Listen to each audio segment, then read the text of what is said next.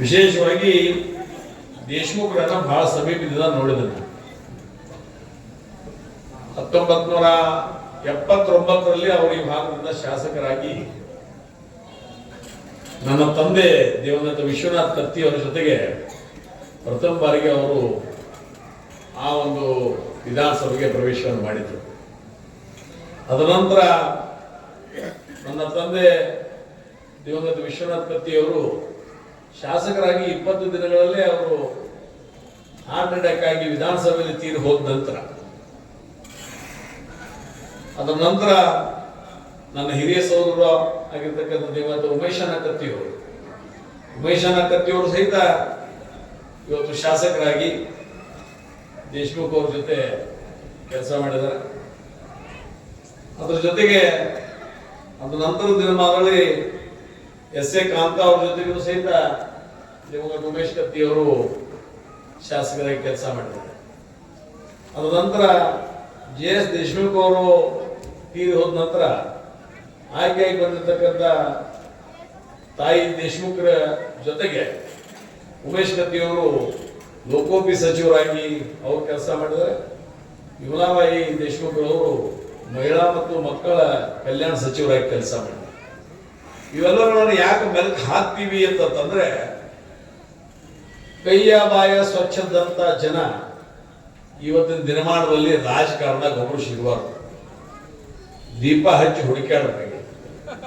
ನಾನು ನನ್ನ ಧರ್ಮರಾಜ, ಅವತ್ತಿನ ಧರ್ಮರಾಜ, ಇವತ್ತಿನ ಧರ್ಮರಾಜ, ತನ್ನ ಜೀವಿರುವವರೆಗೆ ಧರ್ಮ ಮಾಡಿದ, ಎಲ್ಲರೂ ಮನುಷ್ಯನಾಗಿ ರಾಜನಾಗಿ ಉಳಿದ ಅನ್ನೋ ಸಲುವಾಗಿ ಅವರು ಧರ್ಮರಾಜ ಅನ್ನುವಂಥ ಮಾತನ್ನು ಈ ಸಂದರ್ಭದಲ್ಲಿ ಹೇಳಿಕ್ಕೆ ಇಚ್ಛೆ ಪಡ್ತಾ ಇದ್ದೇನೆ. ಯಾಕಂದ್ರೆ ಆ ಒಂದು ವಾರದ ಮಲ್ಲಪ್ಪನವರು, ಡೆಪ್ಯೂಟಿ ಚನ್ನಬಸಪ್ಪನವರು, ಶಿರಸಂಗಿ ಲಿಂಗರಾಜರು, ಆ ಒಂದು ಸಾಲಿನಲ್ಲಿ ಬರ್ತಕ್ಕಂಥವರು ಇವತ್ತಿನ ದಿವಸ ನಮ್ಮ ದೇಶಮುಖರವರು ಬಹಳ ಪ್ರಾಮಾಣಿಕವಾಗಿರ್ತಕ್ಕಂಥ ಸ್ವಚ್ಛ, ದಕ್ಷ ಮತ್ತು ಅವ್ರು ರಾಜಕಾರಣ ಮಾಡಿದ ನನಗೆ ಅನಿಸಿಲ್ಲ.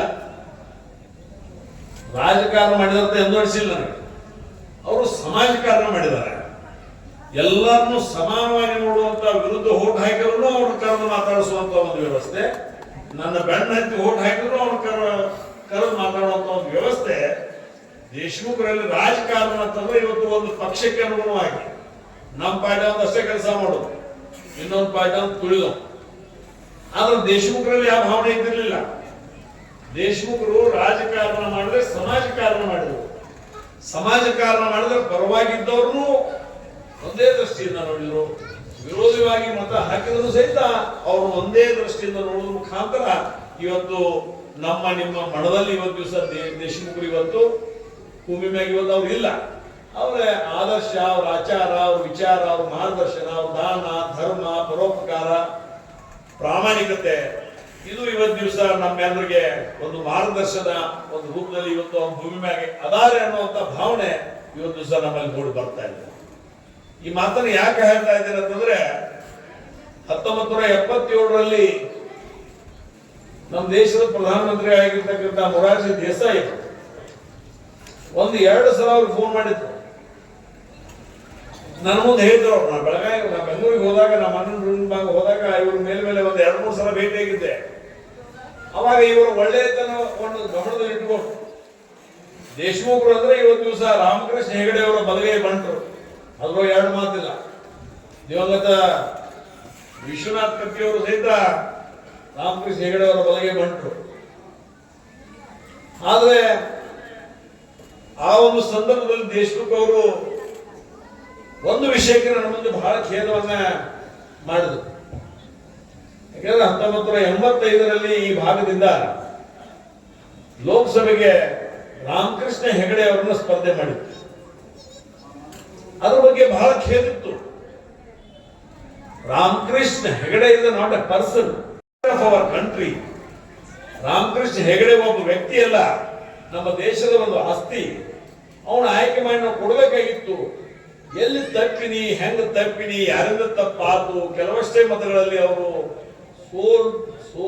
ಸೋತರು ಮತ್ತು ನನ್ನ ನಾಲಿಗೆ ಭರವಸೆ ಮೇಲೆ ಅವ್ರು ನಿಂತಿದ್ರು.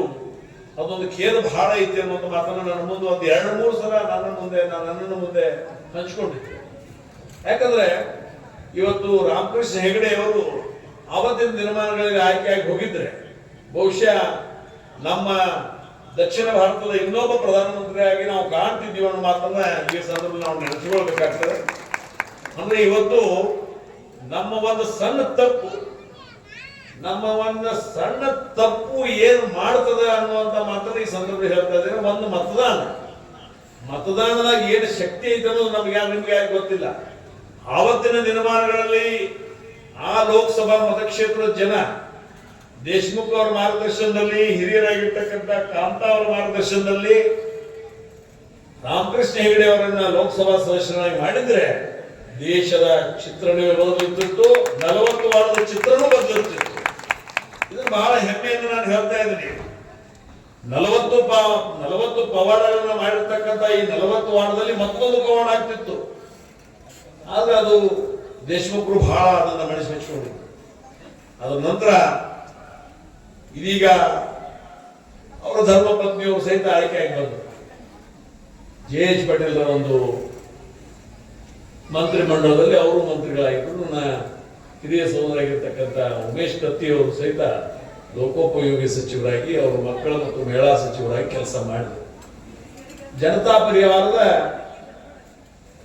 ಒಂದು ಕೊನೆಯ ಕೊಂಡಿ ಇವತ್ತು ದೇಶಮುಖ್ ತನ್ನ ಶಾಸಕರು ಎಷ್ಟು ದಿವಸ ಇದ್ರು ಅವ್ರು ಯಾವ ಸರ್ಕಾರದ ಬತ್ತೆ, ಸರ್ಕಾರದ ಹೋಗುವುದು ಬರುವುದು ಏನೂ ತಗೊಳ್ಳದೆ ಸ್ವಚ್ಛವಾಗಿ ದಕ್ಷವಾಗಿ ಸಮಾಜ ಕಾರ್ಯ ಮುಖಾಂತರ ಎಲ್ಲರ ಮನಸ್ಸನ್ನ ಗೆದ್ದಿರ್ತಕ್ಕಂಥ ದೇಶಮುಖರವರು ಒಬ್ಬ ಒಳ್ಳೆ ಕೃಷಿಕರಾಗಿದ್ರು ಅನ್ನೋದನ್ನ ದಯಮಾಡಿ ಯಾರು ಮರಿಬಾರ್ದು. ಇದೇ ನಾ ಬಂದ ಶಂಕರಗೌಡ ಕೇಳಿದ್ನ 3 ಕಿಲೋಮೀಟರ್ ಮ್ಯಾಗ ಡ್ಯಾಮ್ ಐತಿ, ಮತ್ತೆ ಬರೋ ಮುಂದೆ ನೋಡಿ ಎಲ್ಲ ಖುಲ್ಲಾ ಬಿದ್ದೈತಿ, ಹೊಲ ಹೊರಗಳೆಲ್ಲ ಹಂಗ ಖುಲ್ಲಾ ಬಿದ್ದಾವ. ಯಾಕ ಕೇಳಿನ, ಯಾಕಂದ್ರೆ ನಮಗೂ ಒಂದ್ ಸ್ವಲ್ಪ ಹೊರಮನಿ ಲೆಕ್ಕ. ಯಾಕಂದ್ರೆ ಹೊರಮನಿ ಮಾಡ್ಲಿಲ್ಲ ಅಂದ್ರೆ ಮಾತ್ರ ರೊಕ್ಕ ತಿನ್ನಾಕ ನಿಲ್ಲಾಕಬೇಕು.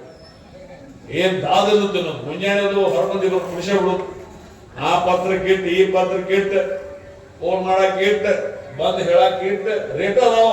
ಇಡ್ಲಿ ವಡಾ ಸಾಂಬಾರ್ ಹೆಂಗೈತೆ ಅಂದ್ರೆ ರೇಟು ಫಲಾವಣಿ ಮಾಡ್ಕೊಂಡು ನೀವು ರಾಜಕಾರಣ ಮಾಡ್ರಿ. ಯಾವ ಹುಣ್ಸಾಕ್ ಹೊತ್ತದ್ರ, ಯಾವ್ದು ರೊಕ್ಕದ ಅವಶ್ಯಕತೆ ಇಲ್ಲ, ಯಾವ ಕಡೆ ತಿನ್ನಕ್ ಅವಶ್ಯಕತೆ ಇಲ್ಲ, ಯಾವ ಕೊಡಕ್ ಅವಶ್ಯಕತೆ ಇಲ್ಲ. ಮತ್ತೆ ಮುಂಜಾನೆ ಎದ್ದು ಒಂದು ಕಾಯ್ದೆಮ ಒಂದು ನಿಲ್ಸೊಡ್ಡ ಹಾಕಿ ರಾಜಕಾರಣ ಮಾಡಿದ್ರೆ ಸೆಂಟಾಗ ಒಂದು 10 ದಿನ ಹಾಕಬೇಕು. ಹಾಕಿದ್ರೆ ರಾಜಕಾರಣ ನಡೆಯುವುದಿಲ್ಲ ಈಗಿನ ಜಗತ್ತಿನ ರಾಜಕಾರಣ. ಆದ್ರೆ ದೇಶಮುಖರು ಹೊರತಾಗಿದ್ರು. ಮೊದಲ ಮುಂಜಾನೆ ಶೇತಿಗೆ ಒಬ್ಬಗ ನೋಡ್ಲಾರ್ದಂತ ದೊಡ್ಡ ಶೇತಿಗೆ 16,000 ಎಕರೆ ಜಮೀನು, ಯಾರಿಗೆ ಕೃಷಿಯಲ್ಲಿ ಶೇತಿಯಾಗಿ ಯಾರಿಗೆ ಮನಸ್ಸೈತಿ, ಒಕ್ಕಲ್ತನದಾರಿಗೆ ಯಾರಿಗೆ ಅನುಭವ ಐತಿ, ಕೃಷಿಯಲ್ಲಿ ಯಾರಿಗೆ ಮನಸ್ಸೈತಿ, ಅವ್ರ ಕರ್ಕರ್ದ ನಿನಗೆ ಹುಡುಗರೆಟ್ಟ, ಹೆಣ್ಣೆಟ್ಟ, ಹುಡುಗರೆಟ್ಟ, ಮಕ್ಕಳೆಟ್ಟ ಅಂತ ಹೇಳಿ 2 ಎಕರೆ 3 ಎಕರೆ 4 ಎಕರೆ 10 ಎಕರೆ ಕೊಡುವ ಮುಖಾಂತರ ದಾನಶೂರ್ನ ಕರ್ನ ನಂತರ ಕರ್ನಾಟಕದ ಯಾರಾದ್ರೂ ಒಬ್ಬ ಕರ್ಮ ಇದ್ರೆ ಇವತ್ತು ದಿವಸ ದೇಶಮುಖರು ಅನ್ನೋಂತ ಮಾತನ್ನ ಹೇಳಿ ಇಷ್ಟಪಡ್ತಾ ಇದ್ದಾರೆ. ಅರೇ ವೋಟ್ ಹಾಕಂತ ಹೇಳಿ ದಾನ ಧರ್ಮ ಮಾಡಲಿಲ್ಲ, ನನ್ನ ಕಡೆ ಹೊರ ಹೆಚ್ಚೈತಿ, ನನಗೆ ಒಬ್ಬಗಾಗ ನೋಡಕ್ ಆಗವತ್ತು. ನಿಮಗ್ ಮಾಹಿತಿ ಇದ್ದಾವ, ನನಗೆ ಮಾಹಿತಿ ಬಂದೈತಿ, ನೀನು ಒಕ್ಕಲ್ದಂತ ಶಾಣೆ ಆದಿ. ಕರೆ ಜಮೀನು, ಈ ಜಮೀನು ತಗೋ, 4 ಎಕರೆ ತಗೋ, ನಿನ್ ಮನೆಗೆ 8 ಮಂದಿ ಐತಿ, ಆ ಪ್ರಕಾರ 4 ಎಕರೆ ತಗೋ, 6 ಎಕರೆ ತಗೋ, 8 ಎಕರೆ ತಗೋ, 10 ಎಕರೆ ತಗೋ, ಜಿಯೋರ್ ಜಿನೇದು ನೀನು ಬದುಕು, ನನ್ನೂ ಬದುಕಾಕ್ ಬಿಡುವ ದೇಶ. ಇವತ್ತು ರಾಜಕಾರಣಿಗಳನ್ನ, ದೇಶಮುಖರಂತ ರಾಜಕಾರಣಿಗಳನ್ನ ಹುಡುಕಾಡೋ ಪ್ರಶ್ನೆ ಸಿಗುವುದಿಲ್ಲ. ಮತ್ ಬೇರೆ ಹುಡುಕಾಡಕ್ ಹೋದವ್ರು ನಮಗೆ ಹೋಗ್ತಾರ. ಮೊದಲ ನಾವು ಹುಡುಕಾಡಕ್ ಹೋಗಿ ಅಂದ್ರೂ ಹೋಗ್ಸಲ್ ಅಡಿಯವ್ರ ಹುಡುಕಾಡಕತ್ತ, ಅದಕ್ಕೆ ಅಂತ ವ್ಯಕ್ತಿ ಸಿಗೋದಿಲ್ಲ. ಆದ್ರೆ ಅವ್ರು ಮಾಡಿರ್ತಕ್ಕಂಥ ಕಾರ್ಯದಿಂದ ಅವರ ದೇಹ ಇವತ್ತು ನಿಮ್ಮ ಮಧ್ಯೆ ಇರ್ಲಿಕ್ಕಿಲ್ಲ. ಆದ್ರೆ ಅವ್ರು ಮಾಡಿರ್ತಕ್ಕಂಥ ಕಾರ್ಯಕ್ರಮ, ಆದರ್ಶ, ಆಚಾರ, ವಿಚಾರ, ಪ್ರಾಮಾಣಿಕತೆ, ಧರ್ಮ ಮಾಡೋದ್ರ ಮುಖಾಂತರ ಜನರ ಹೃದಯದಲ್ಲಿದ್ದಾರೆ. ಚುನಾವಣೆಗಳು ಇವತ್ತು ದಿವಸ ಉಮೇಶ್ ಕತ್ತಿಯವರು ಚುನಾವಣೆಗೆ ಅಂತ 9 ಸಲ ಉಮೇಶ್ ಕತ್ತಿಯವರು ಹುಕ್ಕೇರಿ ಮತಕ್ಷೇತ್ರದಲ್ಲಿ ಚುನಾವಣೆ ನಿಂತರ 9 ಸಲ ಬೇರೆ ಬೇರೆ ಪಾರ್ಟಿಯಿಂದ ಒಂದ ಪಾರ್ಟಿಯಿಂದ ಇಲ್ಲ. ಜನತಾ ಪಕ್ಷ, ಜನತಾದಳ, ಕ್ರಾಂತಿ ರಂಗ, ಆಮೇಲೆ ಜೆಡಿಎಸ್ ಆದ್ಮೇಲೆ ಕಾಂಗ್ರೆಸ್ ಆದ್ಮೇಲೆ ಬಿಜೆಪಿ, ಹಿಂಗಾಗಿ 9 ನಿಂತು 8 ಸಲ ಆಯ್ಕೆ ಆಗಿಬಿಟ್ಟು ಒಂದೇ ಸಲ ಕಾಂಗ್ರೆಸ್ ನಿಂತಾಗ 400 ಮತಗಳಿಂದ ಬಿದ್ದು. ಅಂದ್ರೆ ನೀವು ಮಾಡಿರ್ತಕ್ಕಂಥ ಕೆಲಸ ಕಾರ್ಯ, ಚುನಾವಣೆಗಳು ಬಹಳ ಗೆಲ್ತೀವಿ, ಇನ್ನೂ ಒಂದು ಚುನಾವಣೆ ಗೆಲ್ತೀವಿ, ಅದರ ಬಗ್ಗೆ ತಲೆಕೆಡಿಸ್ಕೊಳ್ಳೋದು ಬೇಡ. ಚುನಾವಣೆ ಗೆಲ್ಲುವುದು ಬಹಳ ಮಹತ್ವವಿಲ್ಲ. ಚುನಾವಣೆ ಮಾಡಿದ ನಂತರ ಅವ್ರ ಜನಸಾಮಾನ್ಯರ ಕೆಲಸ ಮಾಡಿ ಅವರ ಹೃದಯ ಗೆದ್ದಂತ ಯಾವ್ದಾದ್ರು ಸಾಲಿನಲ್ಲಿ ಬರ್ತದೆ ಅದು ದೇಶಮುಖರು ಬರ್ತಾರೆ ಅನ್ನೋ ಮಾತನ್ನ ಈ ಸಂದರ್ಭದಲ್ಲಿ ಹೇಳಲಿಕ್ಕೆ ಇಷ್ಟಪಡ್ತಾ ಇದ್ರೆ, ಅದೇ ರೀತಿಯಾಗಿ ಹೃದಯವನ್ನು ಗೆಲ್ಲುವಂತ ಕೆಲಸ ದೇಶಮುಖರಾಗ್ಲಿ ಕಾಂತಾ ಅವರಾಗ್ಲಿ ತಮ್ಮ ಆಗಿನ ನಿರ್ಮಾಣಗಳಲ್ಲಿ ಮಾಡಿದ್ದಾರೆ ಅನ್ನೋದು ಮಾತನ್ನು ಹೇಳ್ತಾ, ಮತ್ತು ಆಗಿನ ನಿರ್ಮಾಣದಲ್ಲಿ ಬಜೆಟ್ ಅತಿ ಕಡಿಮೆ ಬಜೆಟ್, ಈಗಿನ 1 ಲಕ್ಷ ಕೋಟಿ ಇಲ್ಲ, ಈಗೇನ್ ಲಕ್ಷ ಮೇಗ ಮಾತಾಡೋದು, ಈಗ ಲಾಕ್ 2 ಲಾಖ. ಈಗ ಇದೆಲ್ಲ ಮಂತ್ರಿ ಮಾಡಿ ಕಡಿಕೋ ಇವತ್ತು ಮಂತ್ರಿ ಮಂಡಳ ಆಗಿದ್ದು ಒಂದು ಸಂತೋಷ ತಂದ್ರು ಏನೋ ದುಡಿದೈತಿ. ಅದಕ್ಕಿಂತ ನನ್ನೊಂದು ಸಲಹೆ, 224 MLA, 224 ಗಾಡಿ, 224 ಎಸ್ಕಾಟ್, ಜಿರಿಗೆ ಮಂತ್ರಿ, ಸಕ್ರಿ ಮಂತ್ರಿ, ಆ ಮಂತ್ರಿ 224 ಮಾಡೇ ಬಿಡೋದ. ಸುಳ್ಳ ದುಡ್ಡಿಲ್ಲ ಆಗ್ತೈತಿ. ನನ್ನ ಮಾಡಿ ಜಿಲ್ಲೆಯಾಗ ಹೋಗಿ ಚುನಾವಣೆ ಮಳಿ ಇಲ್ಲ, ಬರಗಾಲ ಇರ್ತೈತಿ, ಎಲ್ಲರೂ ಜಿಲ್ಲೆ ಇಲ್ಲಿ ರೈತರು ನೆತ್ತು ಹೋಗ್ಕೊಂಡ್ರು ಸಿಗವ. ಮತ್ತೆ ಹಾಂಗ್ ಮಾಡಕ್ ಹೋದ್ರೆ ಮತ್ತೆ ಎಲ್ಲ ಎತ್ ಮನೆ ಆಗಿ ಹಿಂಗಿನ ಮಂತ್ರಿ, ಖಾರದ ಮಂತ್ರಿ, ಅರಿಶಿನ ಮಂತ್ರಿ, ಲಿಂಬಿಕಾಯಿ ಮಂತ್ರಿ, ಕರಿಬೇವು ಮಂತ್ರಿ, ಏನ್ ಮಾಡ್ಬೋದು ಹೋಗುದು, ಅವೇನ್ ಮಾಡೋದು ಯಾರೇ ಒಂದು ರೋಡ ಅವ್ರ ಕ್ಯಾಂಪ್ಲಾಗ ಏನ್ರೇ ನೀವು ಹೇಳ ಮತ್ತೆ ಈ ನಮಗೆ ಕಣ್ಣೆ ಜಗ್ಗ ಆಗತ್ತೆ. ಹೆಂಗೆ ಮಾಡೋದು?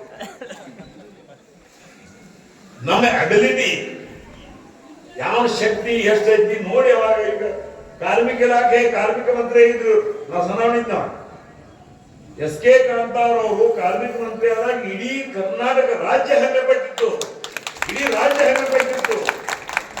ಯಾಕಂದ್ರೆ ಅಂತ ವ್ಯಕ್ತಿತ್ವವನ್ನು ರೂಢಿಸಿಕೊಂಡು ಬಂದಂತ ಜನ ಈ ಮಂತ್ರಿಗಳು ಮಾಡಿದಾರೆ. ಮೈಂಡ್ ತಿಂದವ ಮಂತ್ರಿ ಆಗಿದ್ದಾರೆ. ಏನ್ ಮಾಡಿದ ಇವೆಲ್ಲ ಏನಾಗ್ತಾವ, ಮನುಷ್ಯನ ಮೇಲೆ ಕೆಟ್ಟ ಪರಿಣಾಮಗಳನ್ನು ಬೀರ್ತಾವ. ನನ್ನ ನಾ ಯಾವ ರಾಜಕೀಯವಾಗಿ ನಾವು ಮಾತಾಡ್ತಾ ಇಲ್ಲ. ಈಗಿನ ಒಂದು ಪ್ರಜಾರಂಗ, ಒಂದು ಪ್ರಜಾತಂತ್ರ ವ್ಯವಸ್ಥೆ ಎಕಡೆ ಹೊರಟೈತೆ ಅನ್ನೋದನ್ನು ತೋರಿಸ್ಬೇಕಾದ್ರೆ ಕೆಟ್ಟ ಪರಿಣಾಮಗಳನ್ನು ಬೀರ್ತಾವ. ಕಲಿಸಿದಿರಿ, ಇಂಥ ಶಾಲ್ಯಾಗ ಕಲಿಸಿದಿರಿ, ಕೈ ಮುಗಿದ ಒಳಗೆ ಬಂದು ಕಲಿಸಿದಿರಿ. ಪ್ರಜೆಗಳಿಗಾಗಿ, ಪ್ರಜೆಗಳಿಂದ ಪ್ರಜೆಗಳಿಗಾಗಿ, ಪ್ರಜೆಗಳಿಗೋಸ್ಕರ ಪ್ರಜಾರಂಗವನ್ನು ಸ್ಥಾಪನೆ ಮಾಡುವಂತ ವ್ಯವಸ್ಥೆ ಕಳಿಸಿದಿರಿ. ಮತ್ ತುಡುಗ್ ಮಾಡುವಂತ ಮಂತ್ರಿ ಮಾಡ್ತಿರೋದ್ರೆ ಇನ್ ಹೆಂಗ್ ಏನ್ ಹೇಳೋದು ಅಂತ. ಇನ್ನು ಬಾಕಿ ನಂದು ನಂಬರ್ ಬರ್ತೈತಿ, ಏನ್ ಮತ್ತು ತಗೊಳ್ಳೋದ ಮುಂದೆ ಏನ್ ಕೊಡುದು ಬೇಕಾರ ಆಗೋದು ಪಾತ ಅವರು ನಂಬರ್ ಹಚ್ತಾರೆ.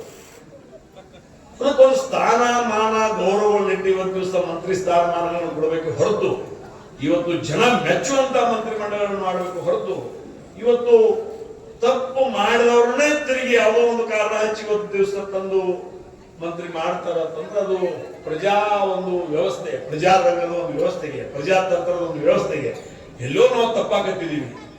ಎಲ್ಲೋ ಒಂದು ನಾವು ಸ್ವಾರ್ಥಕದ ಕಡೆ ನಾವು ಹೊಂಟಿದ್ದೀವಿ. ಮುಂದಿನ ದೇಶದ ರಾಜ್ಯದ ಭವಿಷ್ಯ ಏನು ಅನ್ನುವಂತ ಒಂದು ಸಂದರ್ಭ ನಾವು ವಿಚಾರ ಮಾಡುವಂತ ಸಂದರ್ಭಗಳು ಬರ್ತಾವ. ಮತ್ತೆ ಅನಿವಾರ್ಯ, ಯಾಕಂದ್ರೆ ಮುಂದೆ ಬದುಕವ್ರು ನಾವು. ಆ ಬದುಕುವಂತ ಸಂದರ್ಭದಲ್ಲಿ ಇವತ್ತು ನಮ್ಮ ನಿಮ್ಮೆಲ್ಲ ಮುಗಿದಂಗ ಆಗಿದಾವ. 8-10 ವರ್ಷ 15 ವರ್ಷ ಹಿಂದ ಮುಂದೆ ದಾಟ್ತು. ಈ ಮುಂದಿನ ಹುಡುಗರ ರೀತಿ, ಆ ಹುಡುಗರ ಪರಿಸ್ಥಿತಿ, ಈ ಒಂದು ವಿಚಾರವನ್ನು ಗಮನದಲ್ಲಿಟ್ಟುಕೊಂಡು ಇವತ್ತು ದಿವಸ ಒಂದು ಮಂತ್ರಿ ಮಂಡಳ ಬಂದಿದೆ.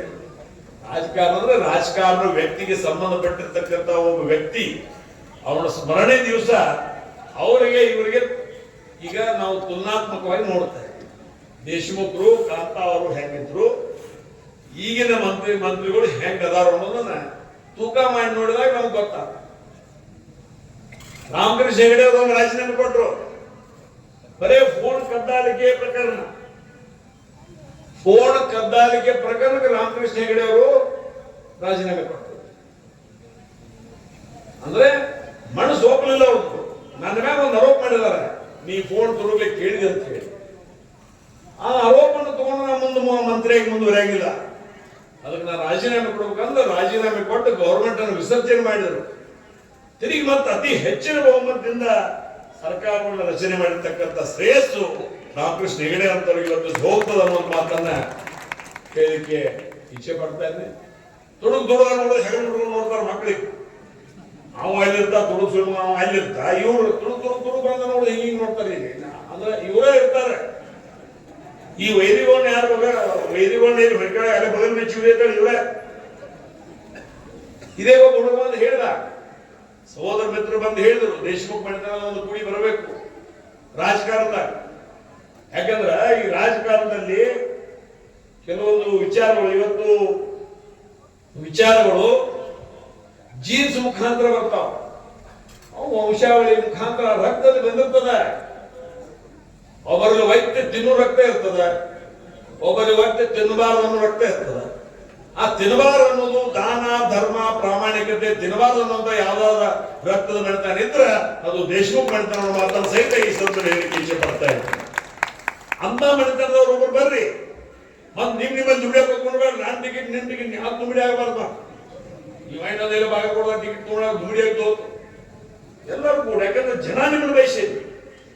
ಜನ ಯಾಕೆ ಬಯಸೈತಿ?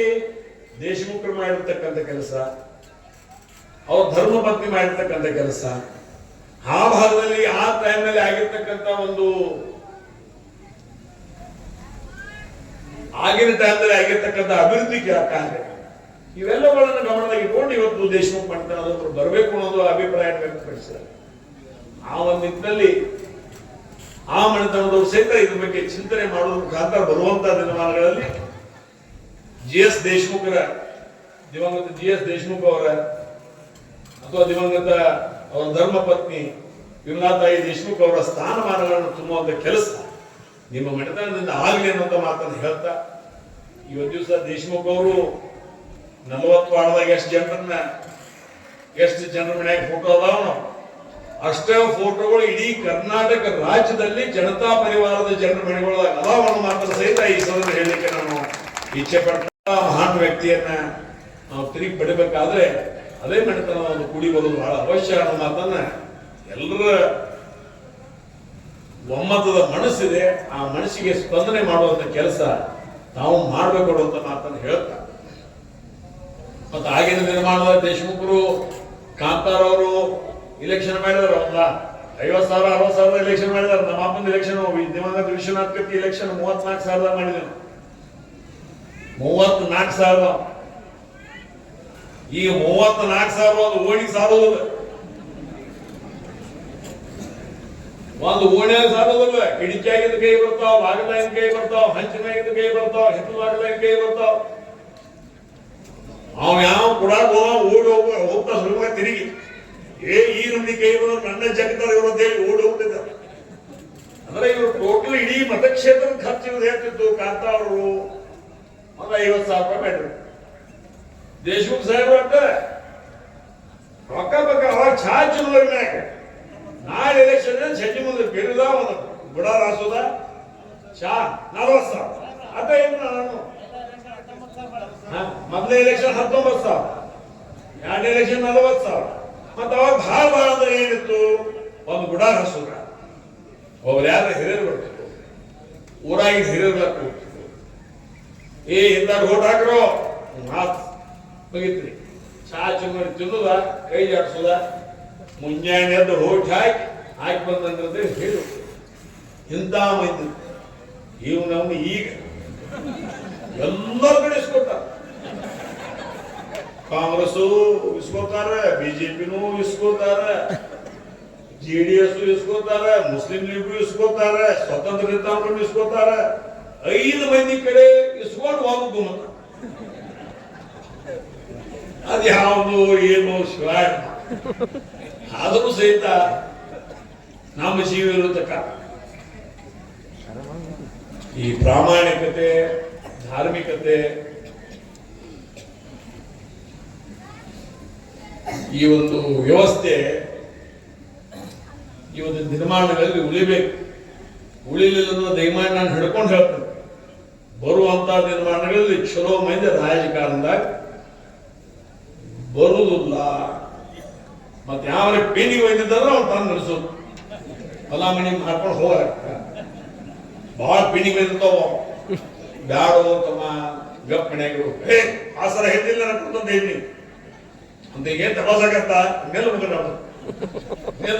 ಗಪ್ ಹೊಲ ಬಲಿಬಿಡು ಎದ್ದು ಹೊಲನು ಮಾರ್ತಾ ಮಣ್ಣು ಮಾರ್ತಾ ಮತ್ ಮನೆಗಳ ಸಾಲ ಮಾಡ್ತಾ ಅವ ಊರ್ಬಿಟ್ಟು ಹೋಗ್ತಾ. ಅಂದ್ರೆ ಅಷ್ಟು ಕೆಟ್ಟ ಒಂದು ವ್ಯವಸ್ಥೆ ಇವತ್ತು ರಾಜಕಾರಣದಲ್ಲಿ, ಬಹಳ ಕೆಟ್ಟ ರಾಜಕಾರಣದ ವ್ಯವಸ್ಥೆ ಬಂದು ಹೋಗ್ಯದ. ಸಾಮಾನ್ಯ ಜನ ಬದುಕು ಉಸಿರಾಡುವಂತ ದಿನಮಾನ ಹೋಗಿದಾರ. ಅದಕ್ಕೆ ದಯಮಾಡಿ ಈ ಸ್ವಚ್ಛ ರಾಜಕಾರಣ ಬರಬೇಕಾದ್ರೆ ನಾವು ಮತದಾರರು ಮೊದಲ ಕೈಯ ಬಾಯಿ ನಾವು ಸ್ವಚ್ಛ ಇಟ್ಕೊಡು. ಒಂದ ನಾಲಿಗೆ ಐತಿ, ನಾಗರಾಗೈತಿ ಎರಡು.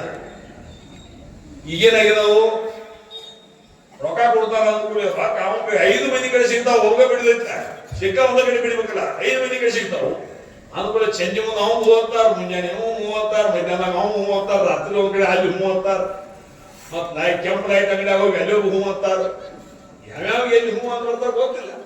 ಆದ್ರೆ ರಾಜಕೀಯ ವ್ಯವಸ್ಥೆ, ಈ ರಾಜಕೀಯ ವ್ಯವಸ್ಥೆಯಲ್ಲಿ ಇಂಥ ಮಾನ್ಯತೆಗಳನ್ನು ನಾವು ಮರೆಯುವಂತ ಪ್ರಸಂಗ, ದೇಶಮುಖರನ್ನು ಮರೆಸುವಂತ ಲೆಕ್ಕ.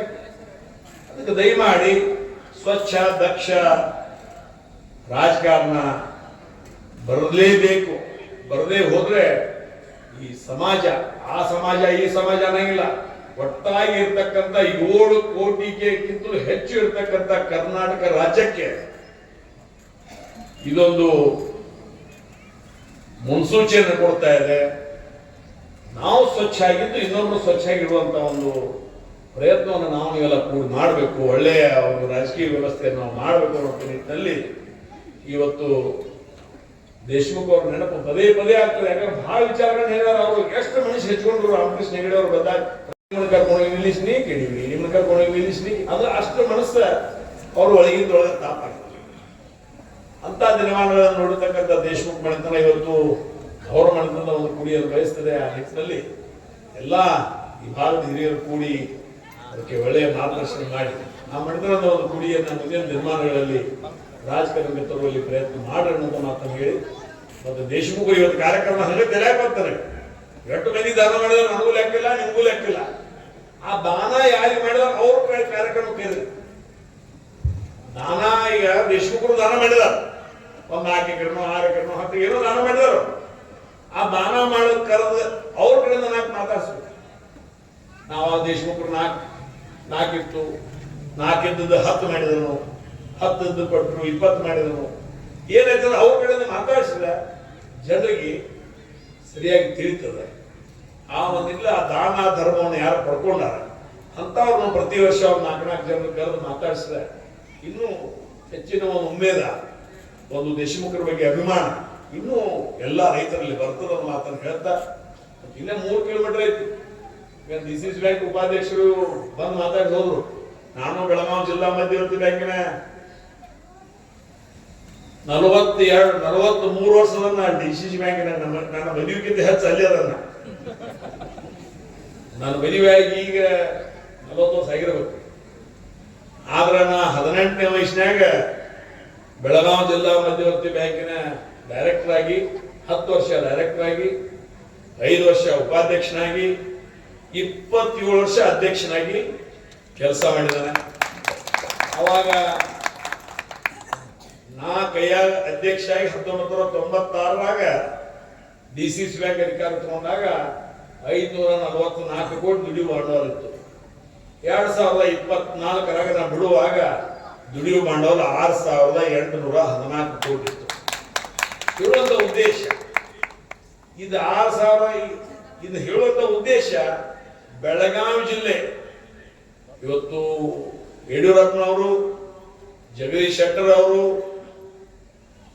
ಕುಮಾರಸ್ವಾಮಿ ಅವರು, ಸಿದ್ದರಾಮಯ್ಯನವರು 4 ಸಲ ಏನು ಸಾಲ ಮನ್ನಾ ಆಗೈತಿ, ಅತಿ ಹೆಚ್ಚು ಸಾಲ ಮನ್ನಾ ಯಾರಾದರೂ ಕರ್ನಾಟಕ ರಾಜ್ಯದಾಗ ಪಡ್ಕೊಂಡಿದ್ರೆ ಅದು ಬೆಳಗಾವಿ ಜಿಲ್ಲೆಯವರು ಅನ್ನುವಂತ ಮಾತನ್ನ ಈ ಸಂದರ್ಭ ಹೇಳಿಕೆ ಇಚ್ಛೆ ಪಡ್ತಾ ಇದ್ದೀನಿ.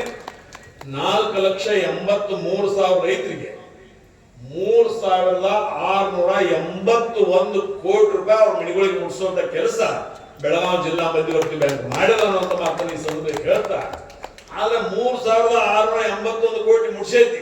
ಕರೆಯಲ್ಲಿ ಹೊಲ ತಗೊಂಡು ಮಣಿ ತಗೊಂಡು ಅದಕ್ಕೆ ಲೆಕ್ಕಿಲ್ಲ ನಾವು ಕೊಡುವಾಗ ಏನ್ ಕಲ್ತಿ ಮಗನ ಅಂತಾರ ನನಗೆ.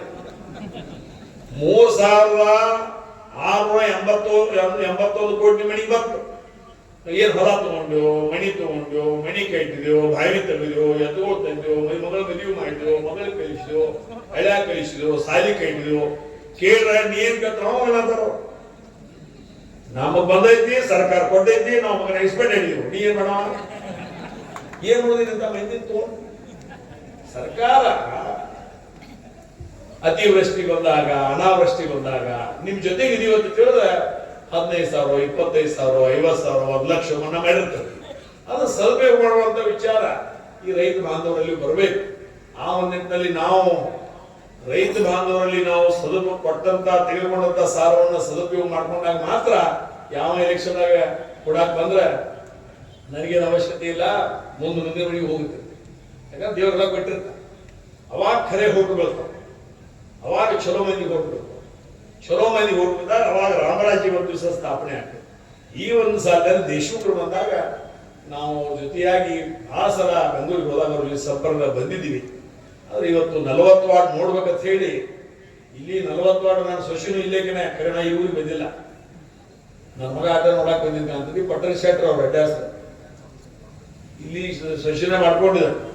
40 ವಾರ್ಡ್ ಶೆಟ್ರ್ ಮಾತಾಡ ಬಂದು ಇವತ್ತು ದಿವಸ 40 ವಾರ್ಡಕ್ಕೆ ಬರುವಂತ ಗಾಡಿಯಾಗ ಒಬ್ಬರು ಗುರುಗಳು ಇದ್ರು ನನ್ನ ಜೋಡಿ. ಅವ್ರಿಗೆ ಹೇಳಿ ನಾನು 40 ವಾರ್ಡ್ ಬರ್ಬೇಕಂತ ಬಹಳ ದಿವಸಗಳಿದ್ರಿ. ಬಟ್ ಇವತ್ತು ದೇಶಮುಖರ ಪುಣ್ಯತಿಥಿಗೆ ಬರುವಂತ ಕಾಲ ಕೂಡಿ ಬಂತು ಅನ್ನುವಂತ ಮಾತನ್ನು ಹೇಳಿ. ಅಂದ್ರೆ ಆಗಿನ ಎಜುಕೇಶನ್, ದೇಶಮುಖರ ಎಜುಕೇಶನ್ ಹೆಂಗ,